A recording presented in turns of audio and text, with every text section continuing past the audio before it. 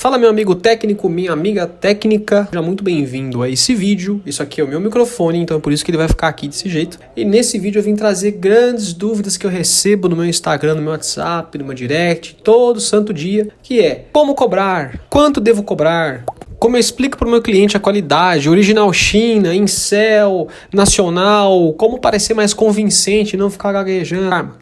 Karma, que eu vou te ajudar. Eu vou te ajudar hoje e vou te passar algumas dicas do que eu fiz, do que eu faço aqui para conseguir driblar essas objeções, para conseguir ter um atendimento eficaz e conseguir fechar o serviço, que é o mais importante. Tá testa oleosa, rapaz. Então bora lá, vamos começar pelo ponto mais crítico. Como precifico o meu serviço? Pessoal, precificação é muito relativo. Eu não posso, infelizmente, chegar aqui e falar quanto você deve cobrar exatamente para trocar uma tela, para trocar um conector ou trocar uma bateria. O que eu vou te falar são alguns parâmetros que você pode usar na hora de passar o preço. A primeira maneira que você tem de fazer isso, margem de lucro fixa. Atualmente aqui eu trabalho. Se a tela custa 100, 200, até 500 reais, a minha margem de lucro ela é a mesma. Eu costumo cobrar aqui entre 180 a 200 reais, é uma margem fixa, mais a taxa da máquina do cartão. Se o cliente for fazer uma manutenção, do qual a tela dele custa 200 reais, eu vou cobrar pelo menos 350, mais as taxas do cartão. Mas como assim taxa do cartão? Bom, se você tem maquininha de cartão, você sabe que quando você faz o parcelamento para o cliente, geralmente você tem duas opções. A primeira delas, passar os juros para o cliente, vulgo comprador, e passar os juros para o vendedor, vulgo você. Eu recomendo você sempre deixar os juros por sua conta, mas já deixar o valor desse parcelamento embutido no conserto.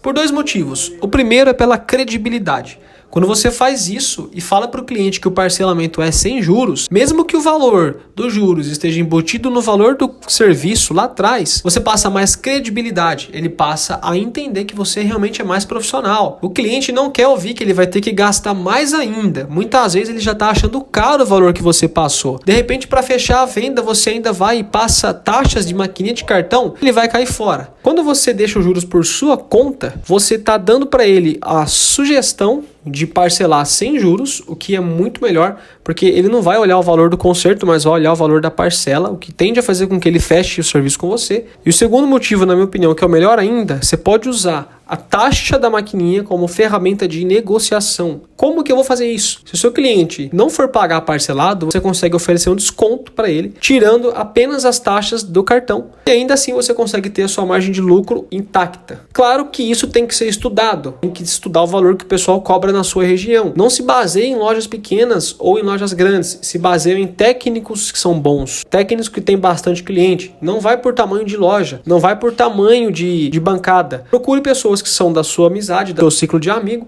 e ver quanto que eles estão cobrando no serviço. E aí, segunda maneira de fazer a cobrança, sem ser com a taxa fixa, né, com o valor fixo, é margem em cima da tela mais valor de lucro. O que é essa margem em cima da tela mais valor de lucro? Que é o que a maioria faz, eu particularmente não gosto. Se a tela custa 50 reais, por exemplo, o técnico vai lá e coloca 50% do valor da tela, então a tela passa a custar agora 75, mais a mão de obra dele, que geralmente ou é um valor fixo ou é 100% do valor da tela mais 50% da tela, entendeu?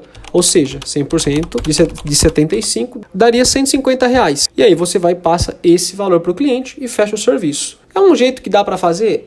Mas é muito variado. Toda hora você tem que ficar olhando o preço da tela no seu fornecedor. Você passar um orçamento para o cliente, você tem que entrar no site do fornecedor para olhar o preço, tem que mandar mensagem no WhatsApp. Eu particularmente não gosto assim. E a terceira maneira de cobrar é cobrar somente porcentagem da tela. O cara pega uma tela de 100 reais e cobra 150% do valor da tela. Ou o cara pega uma tela de 200 reais e cobra, sei lá, 100% em cima dela e vive só disso. Existem várias maneiras de você cobrar, pessoal. Então, isso é muito relativo. O que eu recomendo você fazer é trabalhar com uma margem de lucro de pelo menos 100 a 150 reais para trocas de tela e de 80 a 100 reais de lucro em cima de conectores de carga. Bateria também, sugiro você trabalhar com uma média de 90 a 100%, a 100 reais de lucro.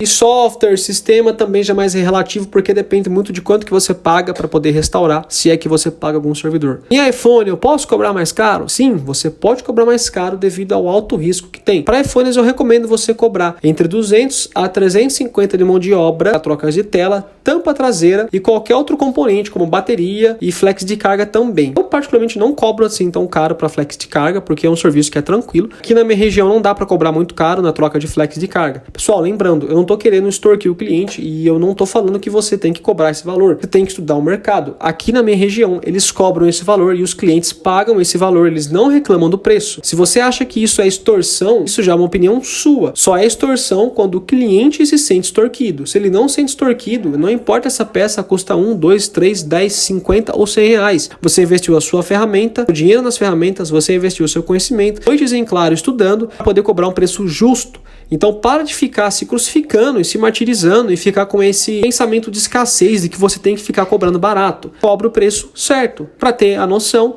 veja quantas lojas da sua cidade estão cobrando. Simples. A segunda dúvida, muito comum também, como falar para o cliente quando é original China, quando é nacional, como que eu explico para ele essa situação, as diferenças da tela. Seguinte, nunca você vai falar a palavra original para o cliente, a não ser que a tela seja de fato original, que você tenha comprado na fábrica.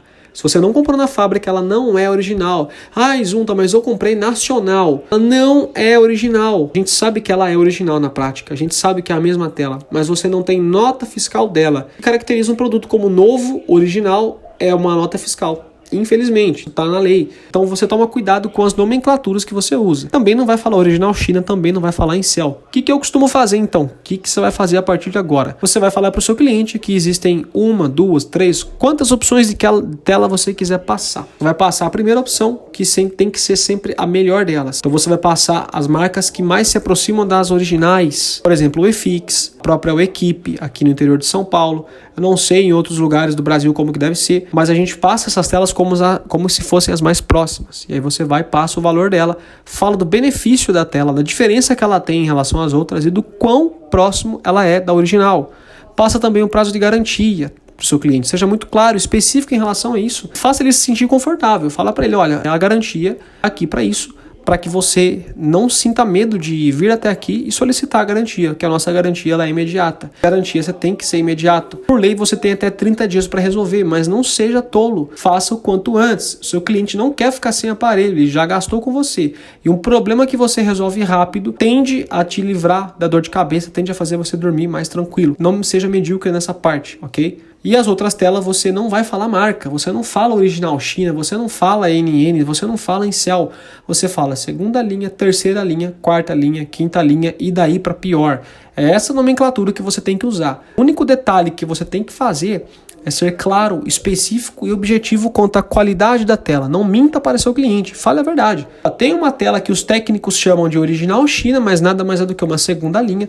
Ela é inferior à primeira linha. A primeira linha ela é melhor, ela é mais próxima. A segunda linha ela já não é tão boa, o brilho já não é tão legal, a sensibilidade já não funciona muito bem. Tem hora que ela vai dar uma travadinha e é normal, não é defeito. Tende a durar menos, ela tende a ser mais frágil e por aí vai. Porém também tem garantia. Pessoal, esquece esse papo de que tela paralela, tela de segunda, terceira linha não tem garantia. Isso daí é crime. Você está cometendo um crime se você não dá garantia. Você tem que dar garantia para o seu cliente. Como ser mais desenrolado com o cliente? Como não gaguejar tanto na hora de falar? Eu vou falar com o cliente, Mano, é o seguinte. Infelizmente não tem uma receita mágica a não ser prática. Você vai ter que praticar muito isso. Vai uma dica que eu dou. Você vai simular atendimentos com sua namorada, com seus amigos. Você pode ligar a câmera, igual eu fiz aqui, praticar um atendimento, um passo a passo, igualzinho esse que eu falei. Começa falando sobre o preço, a precificação, as qualidades da tela, como que são as telas, a diferença de uma para outra em relação às garantias também, como que é feito o procedimento de análise quando dá a garantia.